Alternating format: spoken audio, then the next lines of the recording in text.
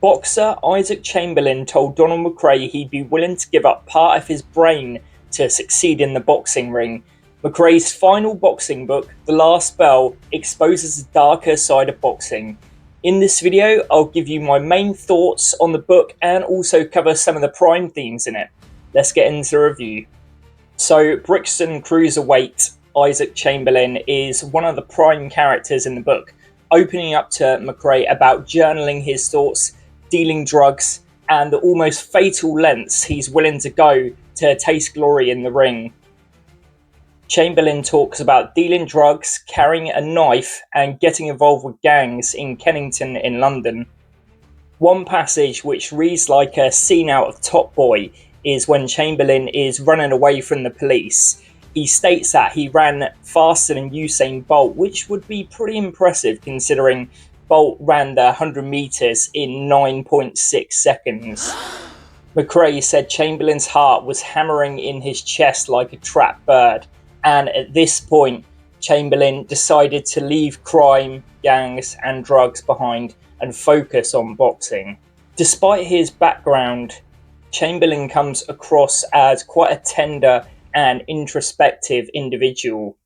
In one of the most emotive parts of the book, when Chamberlain loses a unanimous decision to Chris Billam-Smith in their British title fight in 2022, McRae holds Chamberlain's hand as the boxer is stretchered out of the arena.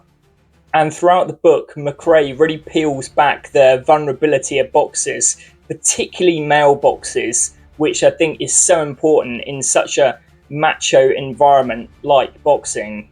It's only later on in the book when Chamberlain describes the lengths he's willing to go in the fight game. He says he'd be willing to find a corrupt doctor to get cleared to fight. Chamberlain reveals that he's only ever really known boxing and didn't have too much of a relationship with his parents when he was growing up. It just shows the grim reality of wanting to succeed as a boxer. However, boxing does offer Chamberlain a sense of identity and something to get up for in the morning, and McRae really has a lot of experience in writing about the contradictory nature of boxing, so it offers people hope, but it also wrecks lives as well. The bleakest and most upsetting part of the book covers the death of the 27-year-old light middleweight Patrick Day, who tragically lost his life after a fight with Charles Conwell. While McRae touches on the feelings of guilt and grief which are exhibited by the likes of Patrick Day's coach Joe Higgins and also promoter Lou DiBella, some of the most emotive conversations in the book are with one of Patrick's brothers, John Day. Throughout the book, McRae and John meet at the Imperial Diner in Freeport, which is just a stone's throw away from the church where Patrick Day's funeral was held. John opens up there, criticising Higgins and DiBella for moving Patrick's career along too fast. There's just a theme of darkness in boxing where the friends and family of the fighter want the boxer to be moved along at a steady pace, but the coaches and the promoters want the glory and the big fights perhaps too quickly. And McRae just writes beautifully as all of these emotions just tumble out of Jean in an otherwise hushed diner.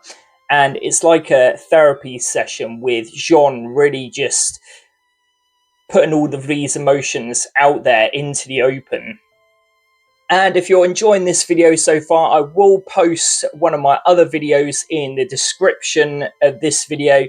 And I'm also going to post a link to my book, Fight Game, The Untold Story of Women's MMA in Britain. Let's get back to it. Elsewhere in the book, McRae also weaves in COVID and the war in Ukraine, which is where we meet the Ukrainian world heavyweight champion, Oleksandr Usyk. I'm Phil. I'm very Phil. The two-weight world champion goes to war for Ukraine and also pays for Rebuild Ukraine to rebuild some of the civilians' houses in the country. There's a moment where Usyk's children ask him, "Dad, why do these people want to kill us?" Usyk just thinks and says, "I don't know." When he was in the army, he would also visit injured civilians who would tell him, "Oleksandr, please leave the war and fight for us in the ring." And one extract which really captures the horror and the terror of the war is where McRae meets one of the civilians who Usyk is helping. And the woman tells McRae that once they were fleeing their everyday life through the checkpoints, the people at the checkpoints just said, "Drive, drive, drive for your life." As Donald nears the end of his final venture into boxing, he becomes caught up in the murky atmosphere of Saudi Arabia, who started promoting boxing in 2018, largely due to the coffers of the Saudi Arabia advisor to the royal court, Turki al-Sheikh. McRae tells us about the murder of journalists who've spoken out against Saudi Arabia's oppressive regime, and he also talks about executions which have taken place in the country. He also tells the story of a woman who suffered waterboarding and electric shocks for standing up for women's rights in Saudi Arabia.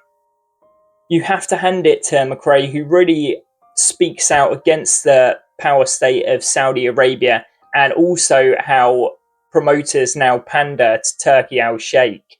So overall, this book is just an incredible look at the psyche of boxers, and McRae has an uncanny ability to really get under the skin of fighters, find out who they are, and find out what makes them tick. In my opinion, there's just no one who does it better. For instance, Usyk tells McRae about his passion for writing poetry, and another boxer, Regis Prograis, tells McRae that he wants to win a world title in the memory of Patrick Day. McRae also intersperses themes of death in his personal life and speaks about losing various members of his family during the writing process. This also leads to McRae really ruminating on themes of aging as well, and how his love and passion for boxing has morphed and shifted over time.